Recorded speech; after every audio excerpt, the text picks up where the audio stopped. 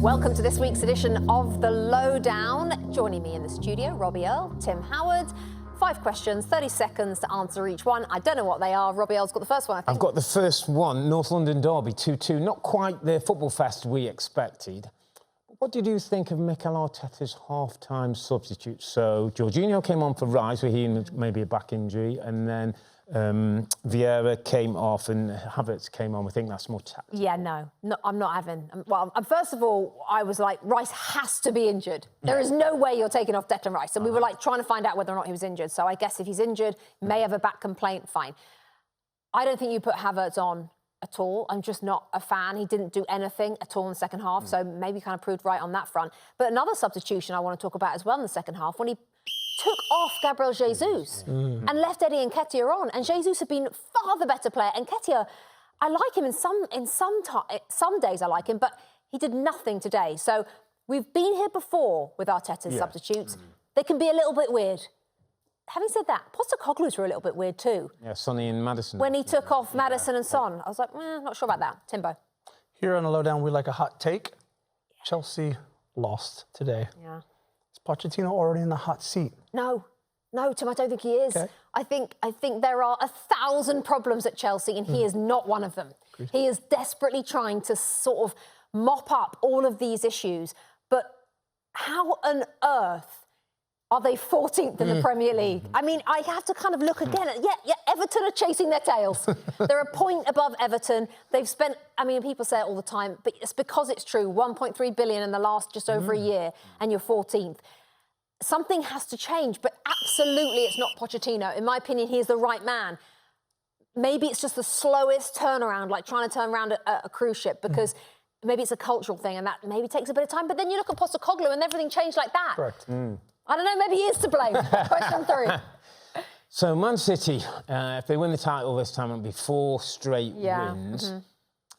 Are Liverpool, under the radar Liverpool, the biggest challenge to City this year? Way too early to say. It's way too early to say, because it's going to change. There's only 6 games in, Earle. I think right now they're second, they're 2 points. Who do you see as challenging that? Yeah, I mean, it is probably Liverpool. It should be Arsenal as well. If it's not Arsenal, it has to be Liverpool, because we cannot have them run away with this by January, can we? That would be awful. You don't see any other team being I don't. Not right, absolutely not right now. No one else is pulling up any trees. So Liverpool at the moment have very quietly, by the way, just done nicely unbeaten in second. So at the moment, yes, Liverpool, but... A bit early. It's too early to say, but at the moment, no one else has shown me anything. Yeah, he will. OK, Tim? You mentioned Everton there. Yesterday, they beat Brentford away pretty emphatically. Simple question. Will Dyche keep Everton up? Yeah, I think so. I'm pretty sure. I think they've had a few injuries, and obviously they brought in Jack Harrison, who we mentioned yesterday on the broadcast, who hasn't even put on an Everton shirt yet. We know what he can do. He's a bit of a game changer if he comes off the bench, and if he starts, he works his socks off, and I like him. He can create goals, he can score worldies as well.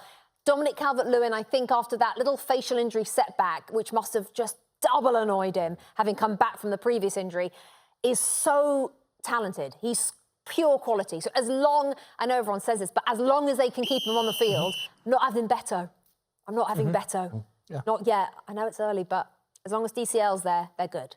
5th question, a little bit tactical, a bit X's and O's. We're going to get into the weeds of football. Really my football area, tactics. but I think, is it ever acceptable to have steak and put ketchup on top of steak? This is very much my area, actually. That's because Tim Howard today had lunch. Are we naming and shaming? Well, Timmy Two Lunches, as we like to call him in here, when he has the occasional double lunch, did actually have a plate of steak and said that in New Jersey, where he comes from, they put ketchup on it. But I've got to tell you, I'm with him. I'm with him, mate, I'm with you. I'm sitting back.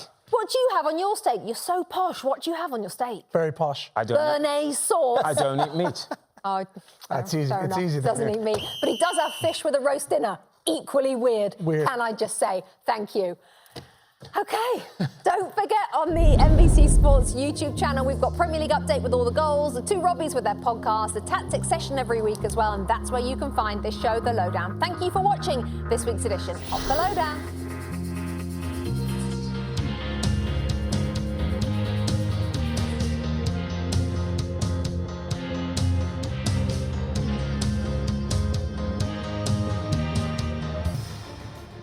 Hi there, I'm Rebecca Lowe, studio host for NBC's coverage of the Premier League. Don't forget to hit subscribe to watch more videos all season long. And for even more Premier League content, from original series to live matches, head over to Peacock. And be sure to tune in for Premier League mornings every weekend on USA Network and on Peacock. We will see you there.